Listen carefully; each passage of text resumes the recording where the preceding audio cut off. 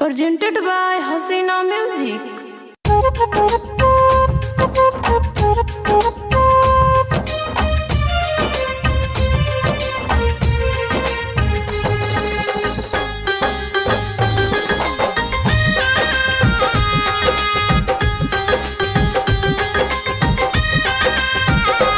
तुमसे दूरी हट करे मेरी जानम, एक पल भी जीना मुश्किल है। ओ तुमसे दूर हट करे मेरी जानम, एक पल भी जीना मुश्किल है। तेरी मेरी कसम दोस्ती की, संग जीना मरना मेरा फिल है। तुमसे दूर हट करे मेरी प्यारी, एक पल भी जीना मुश्किल है। जब देखूं न अपनी नजर से तो धड़ धड़ धड़कता है दिल है। तुमसे दूर हट करे मेरी जानम, एक पल भी जीना मुश्किल है। तुमसे दूर हट करे मेरी प्यारी, एक पल भी जीना मुश्किल है।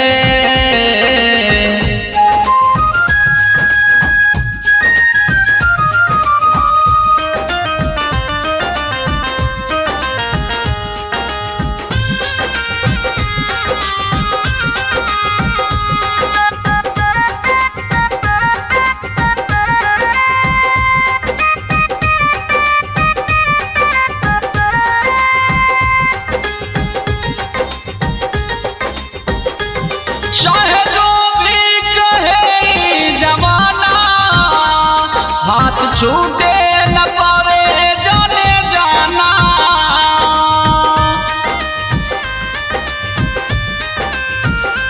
चाहे जो भी कहे जमाना, हाथ छूटे न पावे जाने जाना। साथ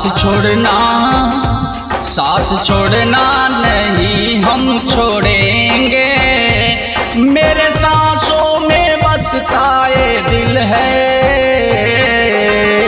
तुमसे दूरी हट कर मेरी जानम, एक पल भी जीना मुश्किल है। जब तक ना देखूं भरी नजर से तो धड़ धड़ धड़कता ये दिल है।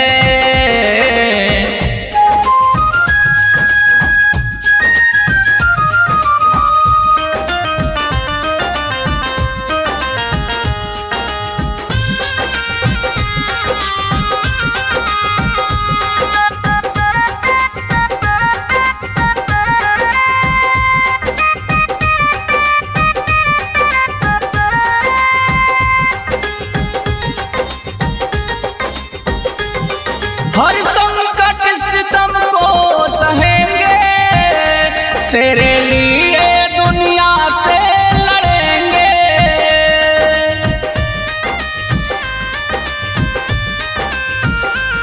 हर संकट सितम को सहेंगे, तेरे लिए दुनिया से लड़ेंगे।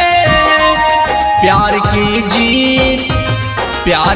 जीत होगी हमारी, यही हम दोनों की ये मंजिल है। यादव धनंजय के प्राण प्यारी, एक पल भी अब जीना मुश्किल है।